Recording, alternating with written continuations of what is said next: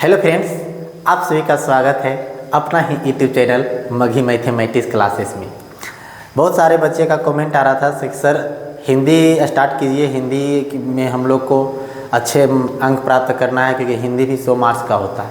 तो चलो आज से हम लोग हिंदी का क्लास स्टार्ट करने जा रहे हैं और एकदम कॉपी कलम लेकर के बैठ जाए और अंत तक जब तक एग्ज़ाम बोर्ड नहीं ख़त्म हो जाएगा 2025 में तब तक हम इसी तरह से रेगुलर बने रहेंगे।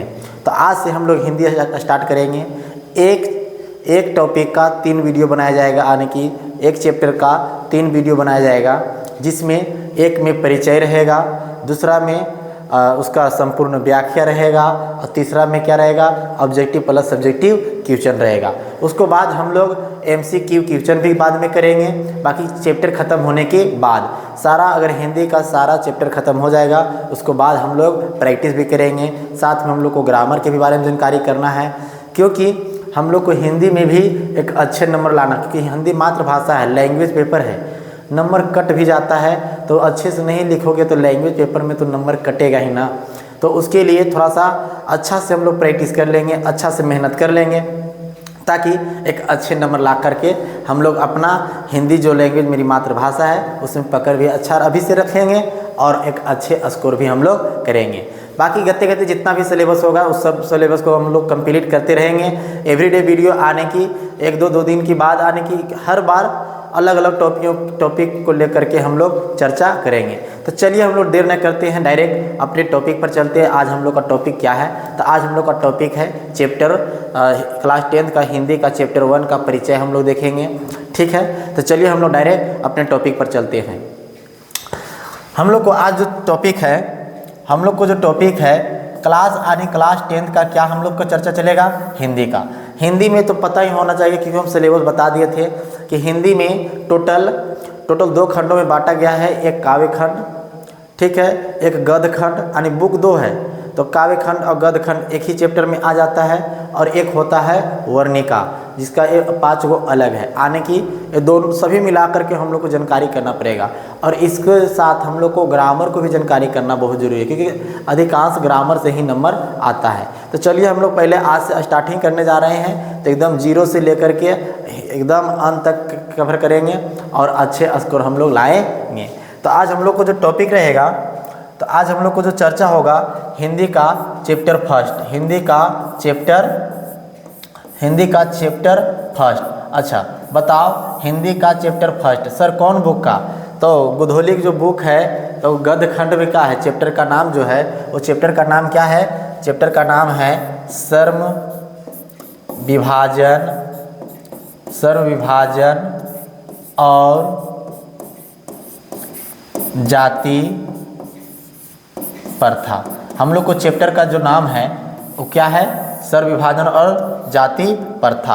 आज हम लोग इसको बारे में परिचय जानेंगे, क्योंकि अधिकांश जितना भी ऑब्जेक्टिव बनता है तो वो परिचय से बनता है। तो परिचय को हम लोग को एकदम अच्छे से कवर कर लेना बहुत ज़रूरी है, क्योंकि जब तक हम लोग को परिचय ही अच्छा से नहीं पता रहेगा तो हम लोग को बहुत सारे ऑब्जेक्टिव भी छूट सकता है। तो हम लोग अच्छे से पहले क्या करते हैं कि पूर्ण रूप से परिचय को जानकारी कर लेते हैं। उसके बाद हम लोग अर्थ, यानी कि हम लोग उसको अर्थ जितना भी रहेगा, व्याख्या रहेगा, संपूर्ण व्याख्या रहेगा बुक का, उसको हम लोग नेक्स्ट टॉपिक में भी कर लेंगे। पहले हम लोग को आज परिचय से एक भी ऑब्जेक्टिव छूटना नहीं चाहिए। तो चलिए स्टार्ट करते हैं। रेडी।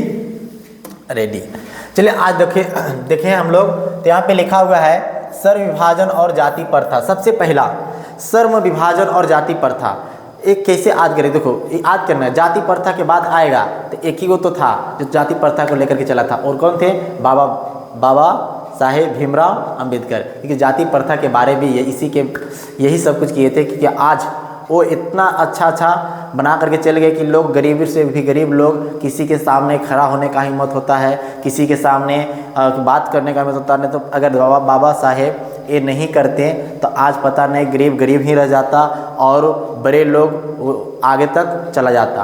तो हम लोग देर नहीं करते हैं, चलिए सबसे पहले हम लोग ये जो सर्व विभाजन और जाति प्रथा ये क्या है? भाषण है। सबसे पहला क्वेश्चन क्या आया कि सर्व विभाजन और जाति प्रथा क्या है? तो क्या है? पहला ऑब्जेक्टिव बोलो क्या है? भाषण है। चलिए यहाँ पे फोटो देख रहे हैं, सब लोग को पता है, तो सब लोग अगर वीडियो से देख रहे हैं तो यहीं से प्रणाम कर ले, हम तो यहीं से प्रणाम कर लेते हैं। ठीक है, ठीक है। ये है भीमराव अंबेडकर यानी बाबा साहेब अंबेडकर। बाबा साहेब, भीम नहीं बोलेंगे, बाबा साहेब कहेंगे, क्योंकि इन्होंने बहुत कुछ किए हैं उसके लिए जो जिसको पास अगर आज भीमराव अंबेडकर और बाबा साहेब नहीं होते हैं तो आज बहुत सारे लोग पढ़ते लिखते नहीं, क्योंकि गरीब थोड़ा पढ़ पाता, उसको लिए जगह ही नहीं बच पाता। तो क्या न किए, उसको भी जगह दे दिए, जिसको उतना औकात नहीं था खड़ा होने का, उसको भी जगह दे दिए। तो हम लोग के लिए, आप लोग के लिए भी एक सर्वश्रेष्ठ है। तो चलिए सबसे पहले कहता है क्या, कहता है लेखक। लेखक आने की सर्वविभाजन और जाति प्रथा के लेखक कौन है, तो भीमराव अंबेडकर है। ऑब्जेक्टिव 2 हो गया। क्या हो गया, डॉक्टर भी लगा सकते हो, बाबा साहेब भी लगा सकते हो। ठीक है, पहला ऑब्जेक्टिव सर्वविभाजन और जाति प्रथा क्या है, तो भाषण है। दूसरा ऑब्जेक्टिव कि इसका लेखक कौन है, सर्वविभाजन और जाति प्रथा के लेखक कौन है, तो डॉक्टर भीमराव अंबेडकर यानी बाबा साहेब अंबेडकर है। ओके। कहता है इसका जन्म, क्या कहता है इसका जन्म कब हुआ है, तो 14 अप्रैल 1891 में। कब हुआ है, 14 अप्रैल 1891 में। बाबा साहेब अंबेडकर का जन्म कब हुआ, 14 अप्रैल 1891 में। कॉपी कलम निकाल लें और आज से ही वो कॉपी पर के ऊपर में लिख दे कि मुझे आज से हिंदी पढ़ना और इतना प्लस 95 लैंग्वेज है, 5 नंबर कट छट भी हो जाता है। 97 98 भी ला सकता है, ऐसा बिल्कुल नहीं कि ऐसा नहीं ला सकता, लैंग्वेज पेपर में ला सकता है। तो कॉपी कलम आज ही से निकालो और आराम से पेपर कॉपी निकाल करके चुपचाप लिखो और मस्ती के साथ एंजॉय करते पढ़ाई भी करो। ओके। चलिए अगला क्या है कि इसका बाद है क्या, इसका निधन कब हुआ, तो इसका निधन हुआ दिसंबर 1956 में। कहाँ पे हुआ, दिल्ली में। यहाँ से 2 ऑब्जेक्टिव बना कि बाबा साहेब अंबेडकर का निधन कब हुआ, तो 1956 में। कहाँ हुआ, तो दिल्ली में। जन्म पूछेगा 14 अप्रैल 1891 में। सर्वविभाजन जाति प्रथा के लेखक कौन, तो डॉक्टर भीमराव अंबेडकर। सर्वविभाजन और जाति प्रथा क्या है, भाषण है। इस ऑब्जेक्टिव बन गया।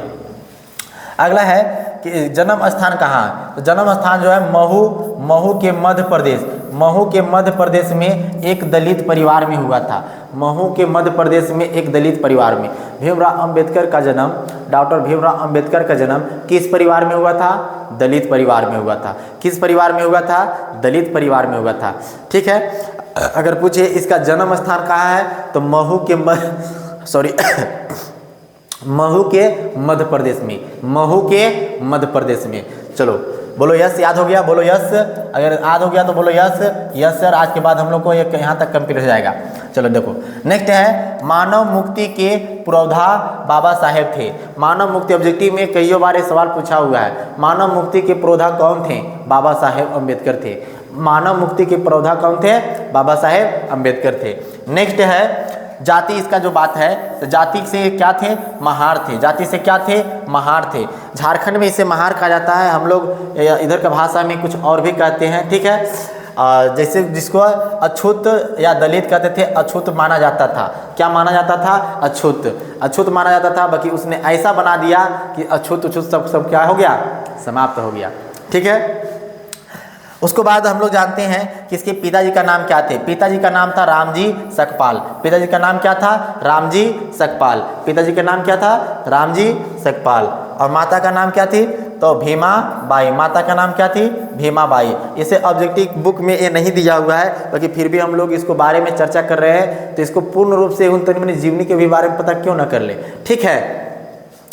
नेक्स्ट है इसका जो विवाह है 1906 में हुआ था। कब हुआ था, 1906 में। किससे हुआ था, रामाबाई से हुआ। रामाबाई के साथ इसका क्या हुआ था, विवाह हुआ था। अब सोचो कि 1906 में इसका शादी हो गया था और 1907 में इसका क्या होता, मैट्रिक का एग्जाम होता। सोचो कि उस समय कौन क्लास में होगा, तो 9 में होगा। ठीक है, मैट्रिक यानी मैट्रिक की पास किया था 1907 में। 1907 में। अब देखो अब के ज़माना में अगर 9वीं में अगर किसी की शादी हो गया तो बहुत महीने एग्ज़ाम देना छूट गया। ठीक है, देखो एग्ज़ाम भी यहाँ पे शादी 1906 में हो गया और 1907 में मैट्रिक के एग्ज़ाम दिए, क्योंकि बहुत सारे बच्चे लोग नहीं पढ़ पाते शादी ब्याह के बाद। ठीक है, तो अभी भूलकर भी ऐसा सोचना नहीं। ठीक है, चलो हम लोग नेक्स्ट देखते हैं। फिर आगे कहता है क्या, आगे कह रहा है, सुनो जरा, कह रहा है कि इसके 3 प्रेरक व्यक्ति थे। इसके प्रेरक व्यक्ति कितने थे? तो इसके प्रेरक व्यक्ति 3 थे। कौन थे? बुद्ध, कबीर, ज्योतिबा फुले। बुद्ध, कबीर और ज्योतिबा फुले। बोल देंगे बाबा साहेब अम्बेडकर के प्रेरक व्यक्ति कितने थे? 3। कौन कौन थे? तो उसका नाम बताना हो, बुद्ध, कबीर, ज्योतिबा फुले। Okay okay. कहता है इसे संविधान का जनक कहा जाता है। इसे संविधान का जनक कहा जाता है। ऑब्जेक्टिव में पूछ देगा संविधान का जनक कौन है, तो डॉक्टर भीमराव अंबेडकर या बाबा साहेब अम्बेडकर बोल देंगे। कभी कभी ऐसे भी पूछता है संविधान का निर्माता कौन है, जनक भी पूछ देता है, कभी निर्माता उलट देता है। ठीक है, तो निर्माता भी कहेगा तो कौन होगा? बाबा साहेब अम्बेडकर। बोलो यस, याद है? बोलो जल्दी जल्दी फटाफट लिख के भेजे, कमेंट में जल्द से जल्द भी लिख कर भेज दे कि यस यस सर आधे याद है। ठीक है, फिर है कि प्रथम भाषण जो है, इसका प्रथम भाषण का जो सम्मेलन है 1936 में। कब? 1936 में लाहौर में दिया था। लाहौर अभी कहाँ पड़ता है? लाहौर अभी पाकिस्तान में पड़ता है। कहाँ पड़ता है? पाकिस्तान में। अच्छा, ये भाषण दिया था तो यहाँ पे हुआ था जाति पाति तोड़ मंडल। जाति पाति तोरक ड्यूटी में ये भी पूछा जाएगा। जाति पाति तोरक पाकिस्तान थी कब हुआ था? तो कब हुआ था? 1936 में। कब हुआ था? 1936 में। कहाँ हुआ था?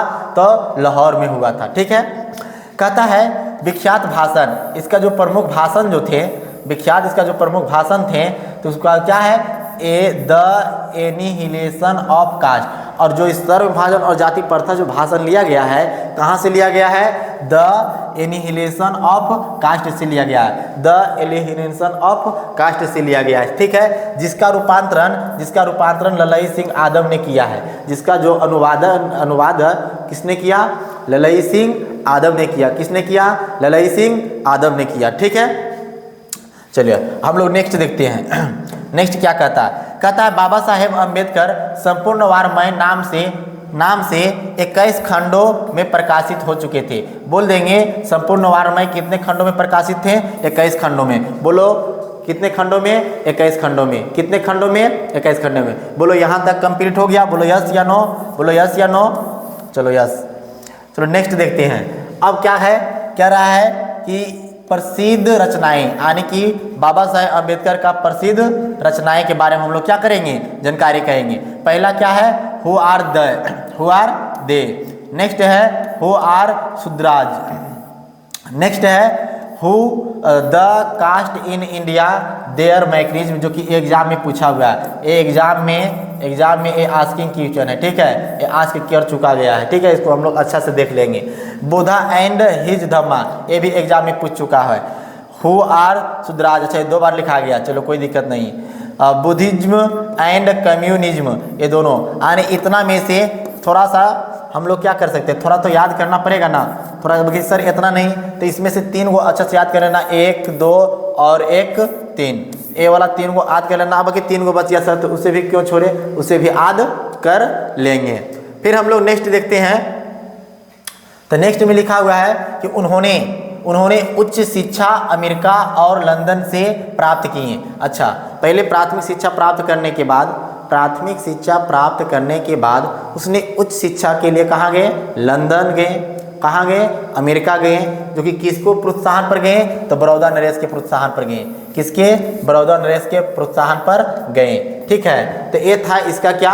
परिचय। हम जितना भी बोले तो उसका हम थोड़ा सा टेस्ट लगा लेते हैं, क्योंकि अच्छे से याद भी हो जाना चाहिए। चलो हम लोग एक बार देख लेते हैं। ठीक है, थोड़ा सा फास्ट में देखेंगे। पहला सर्वविभाजन क्या है? फास्ट में बोलो क्या है? भाषण है। इसका लेखक कौन है? भीमराव अंबेडकर हैं। कौन है? भीमराव अंबेडकर हैं। चलो बहुत अच्छा। इसका जन्म कहाँ हुआ है? तो महू के मध्य प्रदेश में। महू के मध्य प्रदेश में सॉरी, टेस्ट हम लोग टेस्ट लगा रहे हैं फट से कि कितना लाते हैं। ठीक है, नेक्स्ट है किसका जन्म कब हुआ है? 14 अप्रैल 1891 में। चलो बहुत अच्छा। अच्छा, ये किस परिवार से बिलोंग करते थे? दलित परिवार से। किस परिवार से? दलित परिवार से। अच्छा, इसके प्रेरक व्यक्ति कितने थे? 3 थे। कितने थे? 3 थे। कौन थे? बुद्ध, कबीर ज्योतिबा फुले। चलो बहुत अच्छा। अच्छा, सर्वविभाजन और जाति प्रथा जो है कहाँ से लिया गया है? तो द एनिहिलेशन ऑफ कास्ट से। चलो बहुत अच्छा। अच्छा, इसका प्रथम सम्मेलन कब हुआ था? प्रथम सम्मेलन, इसका भाषण जो प्रथम सम्मेलन भाषण कब हुआ था? 1936 में। कहाँ हुआ था? लाहौर में। कहाँ हुआ था? लाहौर में। अच्छा, इसी के अंतर्गत हम क्या बताए थे? जाति पाति तोरक। ठीक है, बहुत अच्छा। इसका माता के मैंने नाम क्या बताए थे? माता का नाम क्या बताए थे? भीमा बाई। बहुत अच्छा। पिता का नाम क्या था? पिता का नाम क्या था? रामजी सकपाल। बहुत अच्छा। अच्छा, इसका पत्नी का नाम क्या था? रमाबाई। रमाबाई से शादी कब किया? 1906 में। कब किया? 1906 में। मैट्रिक पास कब किया? मैट्रिक पास कब किया? 1907 में। तो हम लोग क्या कर रहे हैं कि थोड़ा सा रिवीजन भी कर ले रहे हैं। ठीक है, तो ये सारे चीज़ को बार बार प्रैक्टिस भी करें। अगर अब फिर आज का वीडियो यहीं तक, परिचय यहीं तक रहने देते हैं। कल हम लोग इसको परिचय हो गया, कल इसको हम लोग जितना भी संपूर्ण व्याख्या रहेगा उसको हम लोग कंप्लीट करेंगे, और कंप्लीट करने के बाद फिर एक और वीडियो लाएंगे जिसमें ऑब्जेक्टिव और सब्जेक्टिव दोनों होगा। ठीक है, और पूर्ण रूप से इसी तरह से हम लोग गते एग्जाम से पहले हम लोग इसे क्या कर लेंगे? पूरा हिंदी का सिलेबस कंप्लीट कर लेंगे। तब तक लिए आज का वीडियो यहीं तक, फिर हम मिलते हैं नेक्स्ट वीडियो में। तब तक लिए thank you so much watching this video. जय हिंद।